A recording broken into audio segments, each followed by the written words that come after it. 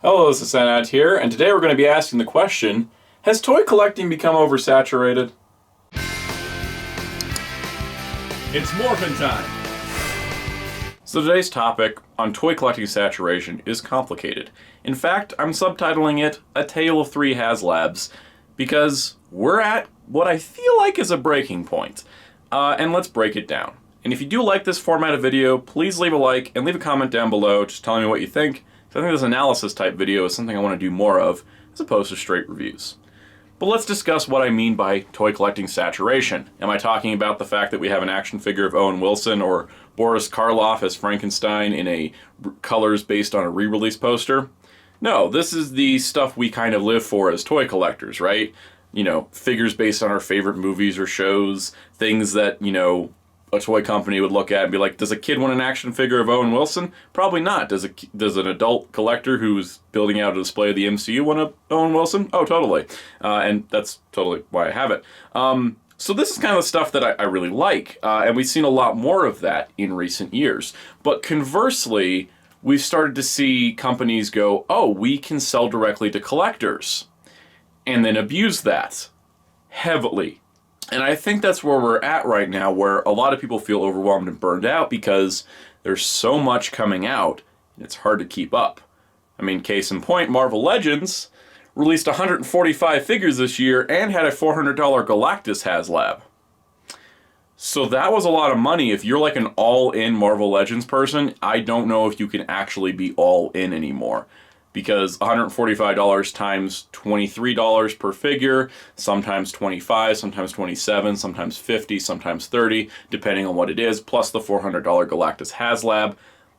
It's rough. If you were a completionist on Marvel Legends, I wonder if you're still a completionist. And if you are, let me know, because I can't keep up anymore. I think I ended up getting about 65 Marvel Legends in a Galactus, and even that was really pushing it. So, is it saturation? And is it just Hasbro that I'm talking about? Well, let's discuss Mattel briefly. So when I mention Mattel, I'm not talking about their 3 concurrent He-Man toy lines. Mostly because each of these serves a different purpose. You've got Masterverse for the, collector's market, Origins, which is kind of a kid's line in execution, but vintage styled for the, more classic collectors. And then you got the He-Man Master of the Universe line, which, he's got, action feature stuff. Definitely a kid's line. Now, that's not to say that collectors won't pick up, all 3.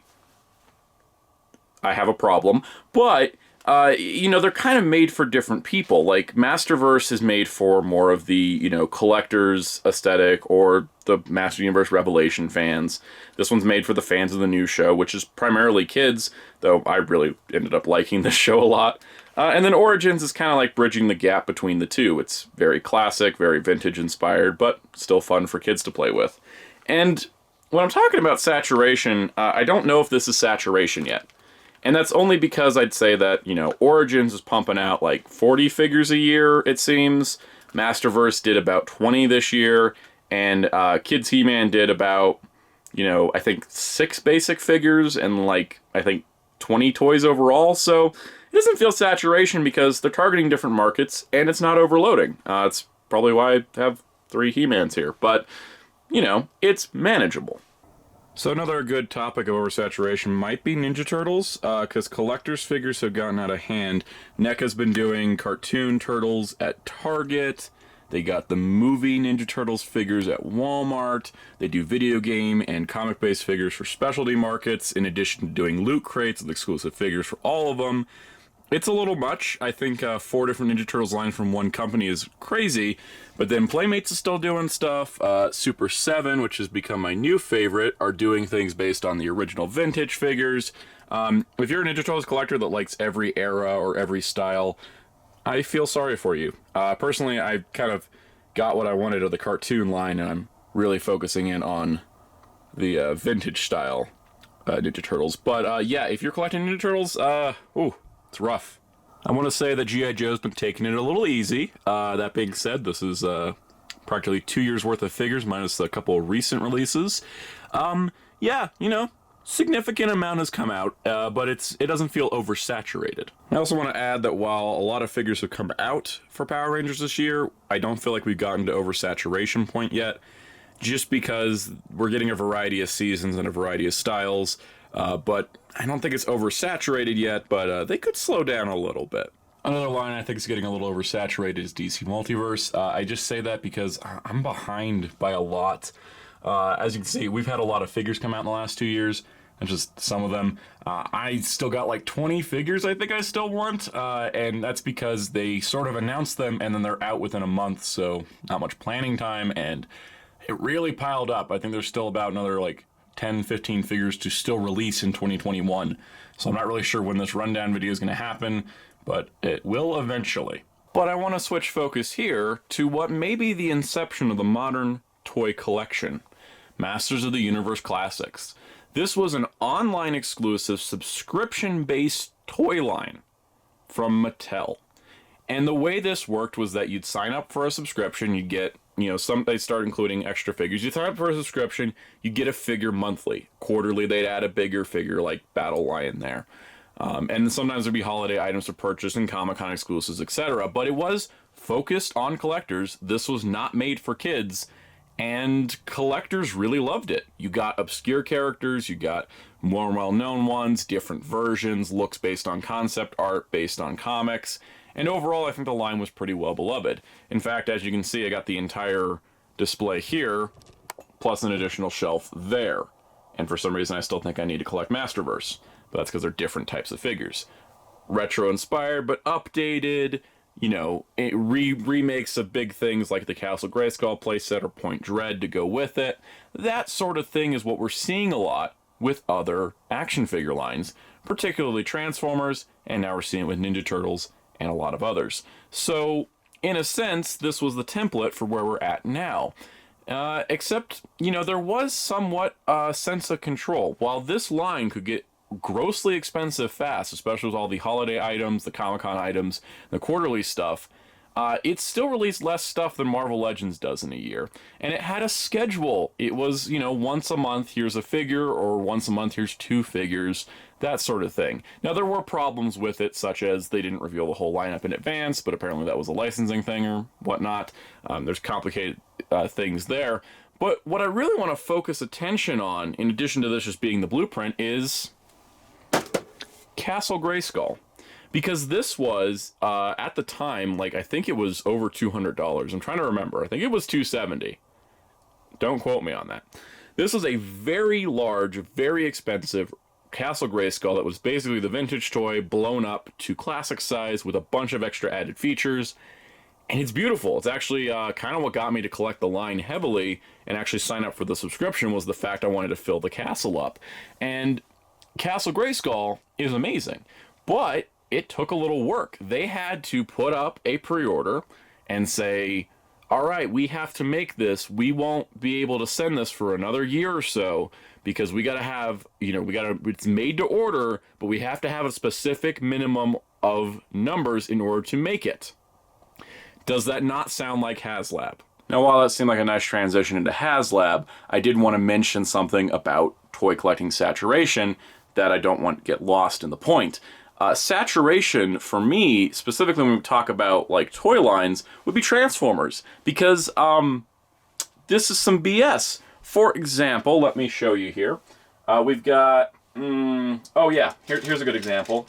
We have Kingdom Cyclonus. This is from the War for Cybertron Kingdom line. Okay, so this is a new G1 Cyclonus in Kingdom, right? And then, to go with that, we have a Studio Series 86 G1 Scourge. Why are these not in the same line? Well, that's because Kingdom, last minute, became a Beast Wars focused line, which I love. I have all the Beast Wars characters. So they kind of took out some of the G1 characters and moved them over to Studio Series because it was also the anniversary of the movie. But if you're a collector, you're buying from 2 different lines for the same product. Which, first of all, is confusing, and second of all, is kind of a problem because Studio Series pumps out just as fast as Kingdom. So instead of having the normal output of 1 line of Transformers, you have 2 to compete with. And then to add to it, if you want, say, Cybertronian Mode Bumblebee, that's part of a Target exclusive subline called Buzzworthy Bumblebee. And then to add to that, If you want an Earth Mode Soundwave, it's part of a Netflix-based War for Cybertron line exclusive to Walmart.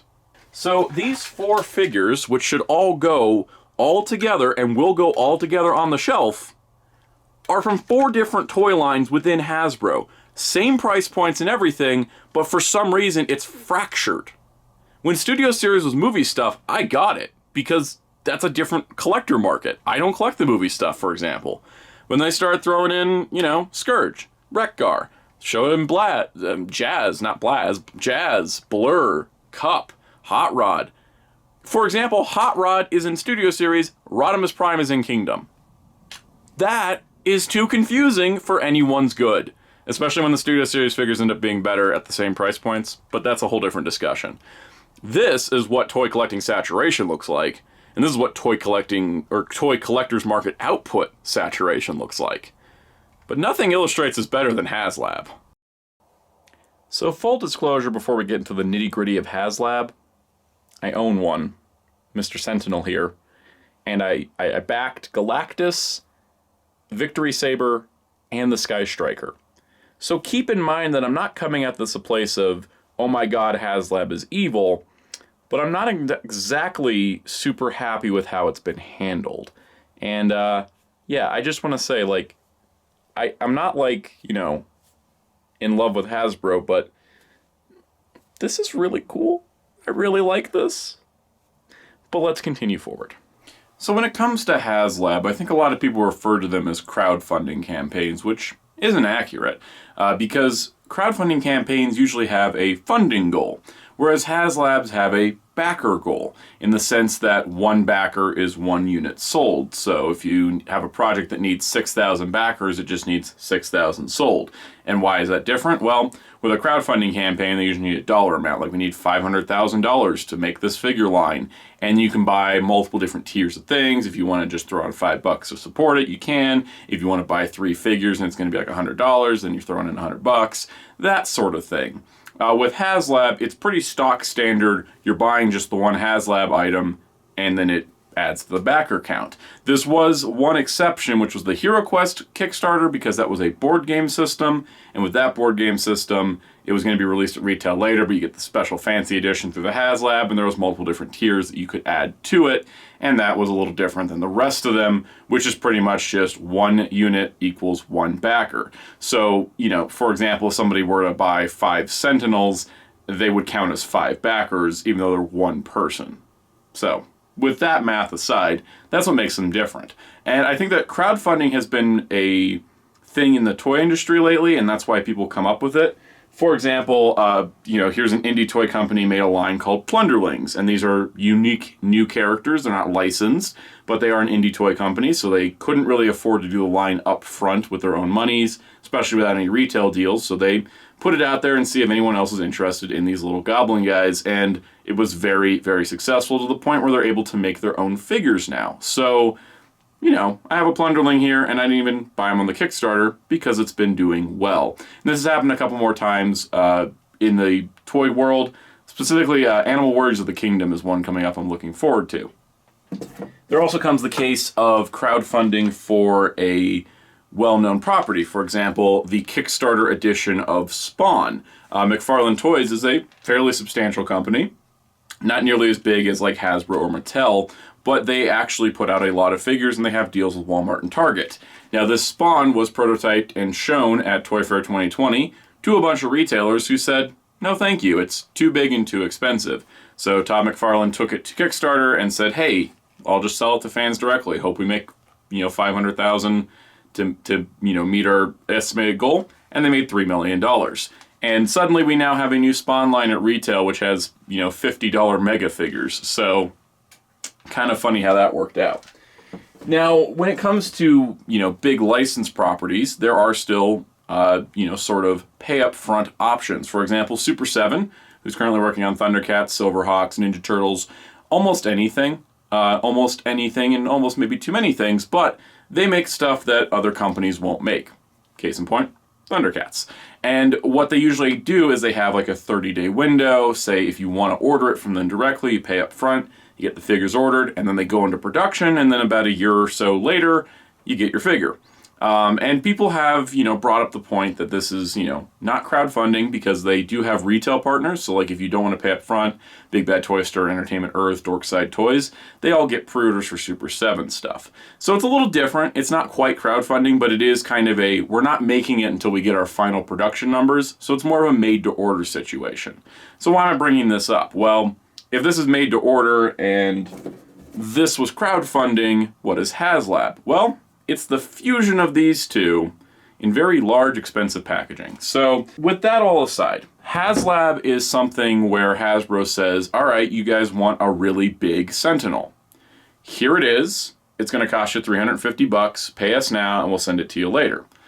And that's basically how it works. And for the most part, it's fairly successful. But there have been a couple missteps. Now, Haslab's not new, but it's been in the discussion lately because of recent events. So, for example, Haslab initially started in 2018 with Jabba's sail barge, which was mildly successful. It did take a while to get its final funding, but it did. And they produced this gigantic sail barge for the 3.75-inch Star Wars scale. They followed it up in 2019 with a Unicron Haslab, which got an extra month extended when it didn't meet its goal, and I thought that was kind of weird because we've never done that again. But Unicron was successful even at a $575 price, and the quality turned out okay on the final product. I didn't personally buy it, but I'm kind of sort of glad I didn't. They also tried a Cookie Monster Haslab that year, which failed so spectacularly they wiped it from existence on the Hasbro Pulse site. RIP Cookie Monster, you're in Haslab heaven now with the Rancor. And we'll get to that in a moment. In 2020, there were 3, Sentinel, Hero Quest, which I previously mentioned, and the Star Wars Vintage Collection Razor Crest. All very, very successful, blowing past their goals. Sentinel and Razor Crest in particular blew way past their stretch goals, which was a new thing last year. So Hasbro looked at the success of the 2020 Haslabs and decided, let's do more Haslabs in 2021, and loaded us up with 5. 5. And they are all very expensive. So let's go through which ones they were before we talk about where the problems lie. The first one was Marvel Legends Galactus. Much like Sentinel, gigantic Galactus, had pack-in figures, had 4 tiers of bonuses. It was $400. It needed 14,000 backers to get funded, and it reached its goal with 31,502 backers. It was open for 45 days. Very, very successful, more successful than the Sentinel even, and on top of that, it cleared all its stretch goals. Now, it was interesting, the Sentinel was only 350 and had a 6,000 goal, so suddenly a year later, Galactus was over twice the minimum goal and $50 more, but I can understand Galactus being a little larger. I just thought it was kind of odd we jumped from, most of these Haslabs needing 6,000 to 8,000, and then suddenly they needed 11,000 to 14,000 on average. Kind of strange, but I don't know the behind-the-scenes factors in logistics and materials and shipping. The next one was Victory Saber for Transformers Generations, which contained Star Saber and Victory Leo and a bunch of bonuses. This one was a little slower, being a Japanese exclusive Transformers character, but once the international market opened up, it ended up succeeding to reach all of its tiers. So it was $180, needed 11,000 backers, and ended with 27,104 backers.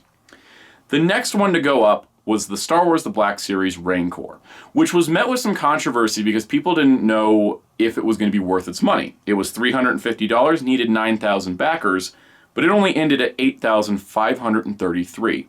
There were 4 stretch goals planned, and all 4 of them did not excite anyone. 3 of them were either reissues or slight updates on figures that had previously already released, and the 4th one was a pile of bones and a cardboard backdrop.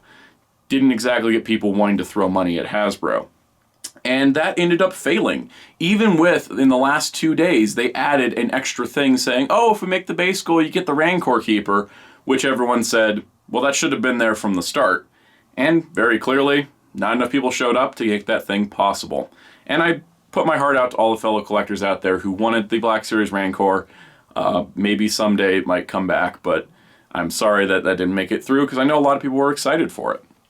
The next Haslab was the G.I. Joe Skystriker in the 3.75-inch scale based on the original with the O-ring style figures from the 80s, remade with new O-ring designs. Very cool stuff. It needed 10,000 backers, cost $230, and ended with 16,724 backers.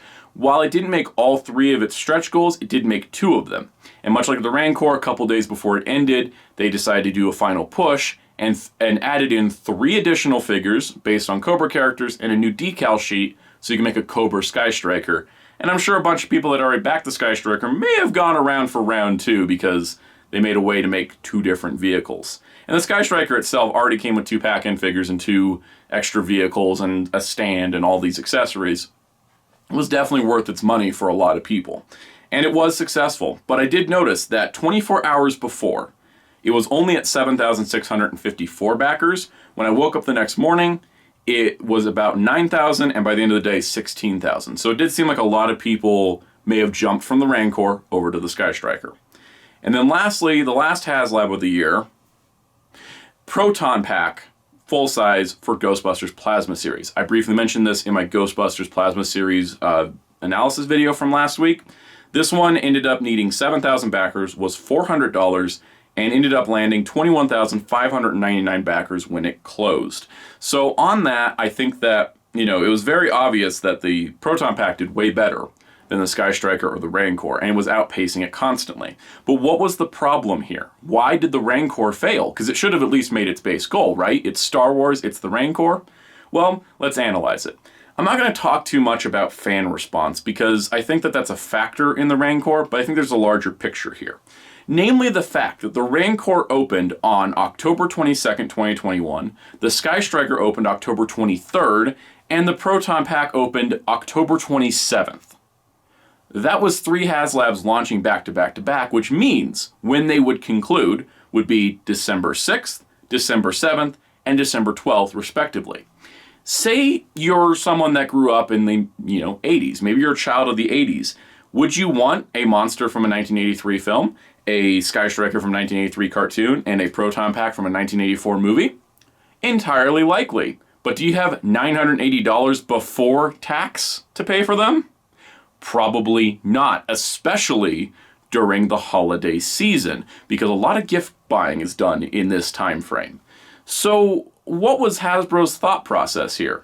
I'm not entirely certain. I'm not going to speculate. I'll let all of you discuss that in the comments, because I think the mistake here was not only launching 3 Haslabs on top of each other, because that was definitely pushing everyone's patience.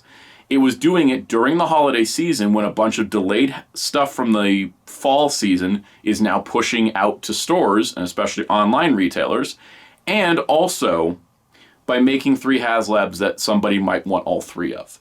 When it came down to the previous year's Haslabs, Sentinel, Hero Quest, and Razor Crest were 3 different projects. Sentinel is a 6-inch scale Marvel figure, Hero Quest is a board game, and the Razor Crest is a 3.75-inch vehicle. But if you're an action figure person, not a board game person, you probably ignored Hero Quest. You could theoretically get the Sentinel and the Razor Crest because they were spaced out. The Sentinel ended, a month later the Razor Crest started, and a month after that it ended. For me, personally speaking, Galactus ending October 30th, Star Saber starting October 27th was a bit quick, but because Star Saber didn't end until October 10th. Hey guys, it's Editing Soundout. I was going over the footage and realized that I said October 30th and October 27th when I meant August 30th and August 27th. So refer to the on-screen dates, because the way I said it was that Victory Saber began after it ended. So it didn't travel back in time, I just sort of screwed up. My apologies. That gave me just over a month to see if I could recover, but it went from a $400 Haslab to a $180. It was somewhat manageable. And then when it came down to the other 3 Haslabs, despite the fact I had no interest in the Rancor or the Proton pack, them all ending at the first week of December was a little intense, because that's the part that's really a factor here. It doesn't matter when they launch, it's when they end, because that's when you get charged. So at the end of the day, I think the reason why people feel burned out on Haslab is not necessarily because the concept is bad, or the execution, which I think the Rancor is poorly thought out. That's just a personal opinion. But I think looking at the numbers here, you had 5 Haslabs essentially back to back. So we've had a Haslab active every week from July 16th to December 12th, which is literally 5 months. And that, I think, is the problem. With the previous Haslabs, like last year we had 3, but they were spaced out. There was time between. Galactus ran, Saber started while Galactus was running. They waited a week and then started the Rancor, the next day the Skystriker, and 3 days later the Proton pack. They went too hard too fast, and it tried people's patience, and they went with too many similar categories because, yeah, I think it came down to it that people were choosing one of the 3 Haslabs, not able to buy 3, and maybe a tough choice for many. And it's very obvious to me that with the Rancor failing and almost the same number of those backers suddenly appearing on the Skystriker, there was a lot of people that jumped over because one option stopped being available. So going forward, we'll see where Haslab goes from here. I hope in 2022, if they are going to do a Haslab for every single brand, they space it out because they need to remember that most people don't collect just one line, especially if they're going to keep calling us Hasbro fans at PulseCon and not just insert brand name here fans.